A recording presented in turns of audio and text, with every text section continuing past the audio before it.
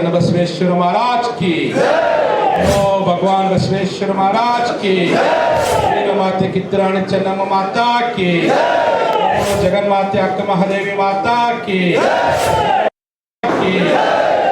वीर माते केळदिಯ ಚೆನ್ನಮ್ಮ माता की, जय पंचमसाली। बेके बेको बेके बेको ಎಲ್ಲಿ ಪಾಪ पंचमसाली ಪ್ರಾಣವನ್ನಾದರೂ ಕೊಟ್ಟೆವು, ಪ್ರಾಣವನ್ನಾದರೂ ಕೊಟ್ಟೆವು। ಶಂಭೋ ಹರ ಹರ पंचमसाली। ಕಳೆದ 3 ವರ್ಷಗಳಿಂದ ನಿರಂತರವಾಗಿ ಹೋರಾಟ ಮಾಡಿದರೂ ಸಹ ಪಂಚಮಸಾಲಿ ಸಮಾಜಕ್ಕೆ 2A ಮೀಸಲಾತಿ ಅನ್ನೋದು ಮರೀಚಿಕೆ ಆಗಿದೆ। ಈಗಾಗಲೇ 7 ಹಂತದ ಹೋರಾಟಗಳನ್ನು ಮಾಡಲಾಗಿದೆ। BJP ಸರ್ಕಾರ ಹೋಗಿ ಮತ್ತೆ ನೂತನ ಕಾಂಗ್ರೆಸ್ ಸರ್ಕಾರವೂ ಅಸ್ತಿತ್ವಕ್ಕೆ ಬಂತು, ಆದರೆ ಹೋರಾಟಕ್ಕೆ ಮಾತ್ರ ಕ್ಯಾರಿ ಅನ್ನುತ್ತಿಲ್ಲ। ಹೀಗಾಗಿ ಉಳುವಿ ಕ್ಷೇತ್ರದಲ್ಲಿ ಬಸವಜಯ ಮೃತ್ಯುಂಜಯ ಸ್ವಾಮೀಜಿಯವರ ನೇತೃತ್ವದಲ್ಲಿ ಪಂಚಮಸಾಲಿ ಸಮಾಜದ ಸಂಕಲ್ಪ ಸಭೆಯನ್ನು ಕರೆಯಲಾಗಿತ್ತು। ಈ ಸಭೆಯಲ್ಲಿ ಏನೆಲ್ಲ ನಿರ್ಣಯವನ್ನು ಕೈಗೊಳ್ಳಲಾಗಿದೆ ಎಂಬ ಬಗ್ಗೆ ಮಾತನಾಡಲು ನಮ್ಮ ಜೊತೆಗೆ ಕೂಡಲ ಸಂಗಮ ಪಂಚಮಸಾಲಿ ಪೀಠದ ಪ್ರಥಮ ಜಗದ್ಗುರು ಬಸವಜಯ ಮೃತ್ಯುಂಜಯ ಸ್ವಾಮೀಜಿಯವರಿದ್ದಾರೆ। ಸ್ವಾಮೀಜಿ, ಈಗ ಸತತವಾಗಿ 3 ವರ್ಷಗಳಿಂದ ಹೋರಾಟವನ್ನು ಮಾಡ್ತಾ ಇದ್ರಿ, ಆದರೆ ಹೋರಾಟಕ್ಕೆ ಯಾವುದೇ ಸರ್ಕಾರ ಬಂದರೂ ಬೆಲೆ ಕೊಡ್ತಾ ಇಲ್ಲ ಅನ್ನೋ ನೋವು ಸಮಾಜದಲ್ಲಿರುವಂಥದ್ದು।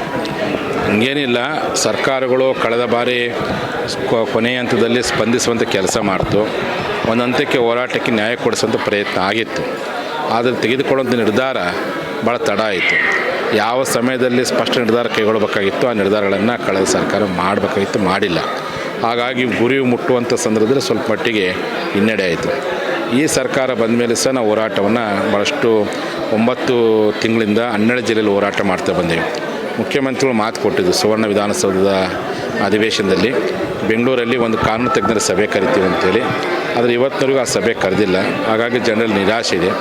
ಈ ಹಿನ್ನೆಲೆ ಈಗಂತ ಎಲೆಕ್ಷನ್ ಮುಗೀತು, ಇನ್ಮೇಲಾದರೂ ಮುಖ್ಯಮಂತ್ರಿಗಳು ಸಭೆ ಕರೆದು ನಮ್ಮ ಸಮಾಜಕ್ಕೆ ಮೀಸಲಾತಿ ಕುರಿತು ಸಂವಿಧಾನ ತಜ್ಞರು ಮತ್ತು ಕಾನೂನು ತಜ್ಞರ ಸಭೆಯನ್ನು ಕರೆದು ಇದಕ್ಕೆ ಸ್ಪಷ್ಟತೆಯನ್ನು ಕೊಡುವಂಥ ಪ್ರಯತ್ನ ಸರ್ಕಾರ ಮಾಡಲಿ ಅಂತೇಳಿ ನಾವೆಲ್ಲ ಭಾವಿಸಿಕೊಂಡು ಇವತ್ತು ರಾಜ್ಯ ಮಟ್ಟದ ಸಂಕಲ್ಪ ಸಭೆ ಮಾಡಿಕೊಂಡು ನಿರ್ಣಯಗಳು ಮಾಡಿದ್ದೀವಿ।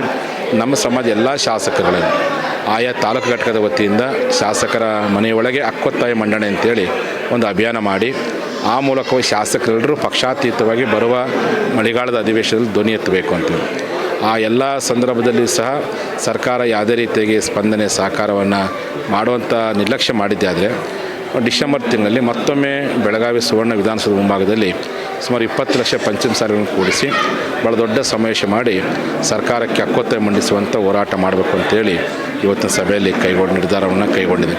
ಉದ್ದೇಶ ಏನಪ್ಪ ಅಂತಂದರೆ ಸರ್ಕಾರಗಳು ನಿರ್ಲಕ್ಷ್ಯ ಮಾಡಬಾರ್ದು, ಸ್ಪಂದಿಸಬೇಕು। ಈ ಸರ್ಕಾರ ಬರಲಿಕ್ಕೆ ಲಿಂಗಾಯತರು ಕಾರಣದರೆ, ಆಗ ಲಿಂಗಾಯತರ ಭಾವನೆಗಳನ್ನು ಸ್ಪಂದಿಸುವಂಥ ಕೆಲಸವನ್ನು ಮಾಡಬೇಕಾಗುತ್ತೆ। ನಾನು ಸರ್ಕಾರದ ಕಣ್ಣು ತೆರೆಸಲಿಕ್ಕೋಸ್ಕರವಾಗಿಯೇ ಶಾಂತಿಯುತವಾಗಿ ಹೋರಾಟವನ್ನು 9 ತಿಂಗಳು ಮಾಡಿದೆ, ಆದರೆ ಎಷ್ಟು ಮಟ್ಟಿಗೆ ಸ್ಪಂದನೆ ಆಗಬೇಕಾದ್ರೆ ಸ್ಪಂದನೆ ಮಾಡಿಲ್ಲ। ಆ ನೋವು ನಮಗೆಲ್ಲರಿಗಿದೆ। ಇನ್ಮೇಲಾದರೂ ಸಹ ಚನ್ನಬಸವಣ್ಣ ಉಳುವಿ ಚನ್ನಬಸವಣ್ಣ ಸರ್ಕಾರಗಳಿಗೆ ನಮ್ಮ ಹೋರಾಟಕ್ಕೆ ಸ್ಪಂದಿಸುವಂಥ ಇದಕ್ಕೊಂದು ಪರಿಹಾರ ಕೊಡುವಂಥ ಕೆಲಸವನ್ನು ಮಾನ್ಯ ಸರ್ಕಾರಕ್ಕೆ ನಮ್ಮ ಉಳುವಿ ಚನ್ನಬಸವಣ್ಣನ ಮಾಡಲಿ ಅನ್ನೋ ಉದ್ದೇಶಕ್ಕೆ ಇವತ್ತು ನಾವು ಸಭೆ ಮಾಡಿ ಈಗ ರಾಜ್ಯದಲ್ಲಿ ಒಂದು ಪ್ರಮುಖ ವಿಚಾರ ಚರ್ಚೆ ಆಗ್ತಾ ಇರುವಂಥದ್ದು ಈ ಜಾತಿ ಜನಗಣತಿ, ಇದನ್ನು ಈ ವಿಚಾರ ಕೂಡ ಈ ಸಭೆಯಲ್ಲಿ ಚರ್ಚೆ ಆಯಿತು, ಸಂಕಲ್ಪ ಸಭೆಯಲ್ಲಿ। ಈ ಕುರಿತು ಏನು ನಿರ್ಣಯ ಕೈಗೊಂಡು? ಅಂದರೆ ಜಾತಿ ಗಣತಿ ಮಾಡಲಿಕ್ಕೆ ನಮ್ದು ಯಾರ್ದು ವಿರೋಧ ಇಲ್ಲ। ಜಾತಿ ಗಣತಿ ಈ ಹಿಂದೆ ಮಾಡ್ತಿದ್ದ ಜಾತಿ ಗಣತಿ ಅದು ಅಷ್ಟೊಂದು ಸ್ಪಷ್ಟತೆಯಿಂದ ಕೂಡಿಲ್ಲ, ಆಗ ಮತ್ತೊಮ್ಮೆ ಜಾತಿ ಗಣತಿಯನ್ನು ಸರ್ಕಾರ ಮಾಡಲಿ। ಈಗೇನು ಸರ್ಕಾರ ವರದಿ ಸ್ವೀಕಾರ ಮಾಡಿದೆಯಲ್ಲ ಅದು ಸ್ಪಷ್ಟತೆಯಿಂದ ಕೂಡಿಲ್ಲ ಮತ್ತು ಕಾನೂನುಬದ್ಧವಾಗಿಲ್ಲ, ದತ್ತಾಂಶಗಳನ್ನು ಕ್ರೋಢೀಕರಣ ಮಾಡಿಲ್ಲ, ಅಂಕಿಅಂಶಗಳ ಸ್ಪಷ್ಟೀಕರಣ ಇಲ್ಲ। ಆ ಉದ್ದೇಶಕ್ಕೆ ಇಡೀ ಕರ್ನಾಟಕದ ಎಲ್ಲ ಲಿಂಗಾಯತರ ಅಭಿಪ್ರಾಯ ಮತ್ತೊಮ್ಮೆ ಜಾತಿ ಗಣತಿ ಮಾಡಿ ಲಿಂಗಾಯತರ ಅಂಕಿ ಸಂಖ್ಯೆಗಳನ್ನು ಜನಗಣತಿ ಮಾಡೋದ್ರ ಮೂಲಕವಾಗಿ ಸ್ಪಷ್ಟತೆ ನೀಡಬೇಕು ಅಂತೇಳಿ ಸರ್ಕಾರಕ್ಕೆ ಒತ್ತಾಯ। ಹಾಗಾಗಿ ಈಗಿನ ವರದಿ ಸ್ವೀಕಾರ ಮಾಡಿಲ್ಲ, ಆ ವರದಿಯನ್ನು ಯಾವ ಕಾರಣಕ್ಕೂ ಅನುಷ್ಠಾನ ಮಾಡಬಾರ್ದು, ಮತ್ತೊಮ್ಮೆ ಮರು ಜಾತಿ ಗಣತಿ ಮಾಡಬೇಕು ಅಂತೇಳಿ ಸರ್ಕಾರಕ್ಕೆ ಒತ್ತಡ. ಮುಂಬರುವ ಅಧಿವೇಶನದಲ್ಲಿ ಶಾಸಕರು ಏನಾದರೂ ಧ್ವನಿ ಎತ್ತದೇ ಇದ್ದರೆ ಸೊ ಅವರಿಗೆ ಏನು ಹೇಳಕ್ಕೆ ಬಯಸ್ತೀರಾ? ಸಮಾಜದಿಂದ ಏನು ಸಂದೇಶ ಕೊಡೋಕ್ಕೆ ಬಯಸ್ತೀರಾ? ಧ್ವನಿ ಎತ್ತಿದೆ ಹೋದರೆ ಅನಿವಾರ್ಯವಾಗಿ ಸುವರ್ಣ ವಿಧಾನಸೌಧ ಅಧಿವೇಶನ ಸಂದರ್ಭದಲ್ಲಿ 20 ಲಕ್ಷ ಮುಂದೆ ನಾವು ದೊಡ್ಡ ಪ್ರಮಾಣದಲ್ಲಿ ಹೋರಾಟ ಮಾಡ್ತೀವಿ। ಧ್ವನಿ ಎತ್ತಬೇಕು, ಧ್ವನಿ ಎತ್ತುವಂಥ ಕೆಲಸ ಮಾಡಬೇಕು।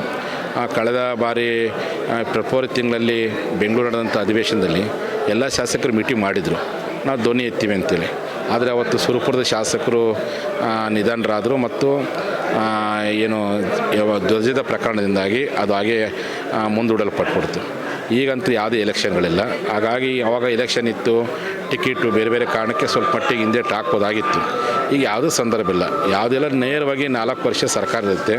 ನೀವೆಲ್ಲರೂ ಸಮಾಜದ ಹೋರಾಟದಲ್ಲಿ ಭಾಗವಹಿಸಿ ಗೆದ್ದಿದ್ದೀರಿ.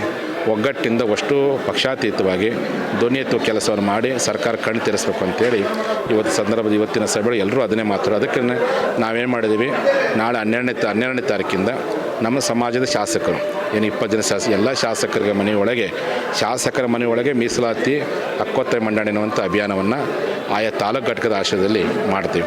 ಮಾಡೋರು ಮನವೊಲಿಸೋ ಪ್ರಯತ್ನ ಮಾಡ್ತೀವಿ. ಅವರು ಮನವೊಲಿಸಿ ಅಧಿವೇಶನದಲ್ಲಿ ಮಾತಾಡಿದರೆ ಅವ್ರಿಗೆ ಒಳ್ಳೆಯದು, ಅವ್ರಿಗೆ ಒಂದು ದೊಡ್ಡ ಶಕ್ತಿ ಬಂದಂಗಾಗತ್ತೆ. ಮತ್ತು ಸರ್ಕಾರಕ್ಕೆ ಕೇಳೋಕ್ಕೆ ಒಂದು ಅವಕಾಶ ಆಗುತ್ತೆ. ನಮ್ಮ ಜನಾಂಗದ ಒತ್ತಡ ಆಗ್ತಿದ್ದಾರೆ ಅಂತೇಳಿ ಈ ಎಲ್ಲ ಕಾರಣದಿಂದಾಗಿ ಬಹುತೇಕ ಅವರು ಮನೆಯೊಳಗೆ ಹಕ್ಕೊತ್ತಾಯ ಮಂಡನೆ ಅಭಿಯಾನ ಮಾಡೋಕ್ಕಿಂತ ಪೂರ್ವದಲ್ಲೇ ಅವರೇ ಎಲ್ಲರೂ ಕೂಡಿ ಚರ್ಚೆ ಮಾಡಿ ನಾವು ಧ್ವನಿ ಎತ್ತೀವಿ ಅಂತ ಮಾತು ಕೊಟ್ಟರೆ ಇನ್ನೂ ಒಳ್ಳೇದಿರುತ್ತೆ ಅಂತ ಮಾತು ಅನಿವಾರ್ಯ ಆಗುತ್ತೆ. ಇದಿಷ್ಟು ಬಸವಜಯ ಮೃತ್ಯುಂಜಯ ಸ್ವಾಮೀಜಿ ಅವರು ಹೇಳುವಂಥ ಮಾತು. ಏನು ಮುಂಬರುವ ಮಳೆಗಾಲದ ಅಧಿವೇಶನದಲ್ಲಿ ನಮ್ಮ ಸಮುದಾಯದ ಶಾಸಕರು ಅಂದರೆ ಲಿಂಗಾಯತ ಸಮುದಾಯದ ಶಾಸಕರು ಮೀಸಲಾತಿ ಪರ ಧ್ವನಿ ಎತ್ತಬೇಕು ಮತ್ತು ಆದಷ್ಟು ಬೇಗ ಮೀಸಲಾತಿ ಕೊಡುವ ನಿಟ್ಟಿನಲ್ಲಿ ಕ್ರಮ ಕೈಗೊಳ್ಳಬೇಕು. ಇಲ್ಲವಾದರೆ ಹೋರಾಟ ಅನಿವಾರ್ಯ. ಮುಂಬರುವಂತಹ ಬೆಳಗಾವಿಯಲ್ಲಿ ನಡೆಯುವಂತಹ ಚಳಿಗಾಲದ ಅಧಿವೇಶನದಲ್ಲಿ 20 ಲಕ್ಷಕ್ಕೂ ಅಧಿಕ ಜನಸಂಖ್ಯೆಯನ್ನು ಸೇರಿಸಿ ಸುವರ್ಣ ವಿಧಾನಸೌಧಕ್ಕೆ ಮುತ್ತಿಗೆಯನ್ನು ಹಾಕಬೇಕಾಗುತ್ತೆ ಎಂಬ ಎಚ್ಚರಿಕೆಯನ್ನು ಸಹ ನೀಡ್ತಾ ಇರುವಂಥದ್ದು. ಕ್ಯಾಮ್ರಾಮನ್ ಮಹೇಶ್ ಜೊತೆ ಮಾಂತೇಶ್ ಕುರುಬೆಟ್, ನಾರ್ತ್ ಫಸ್ಟ್, ಉಳುವಿ.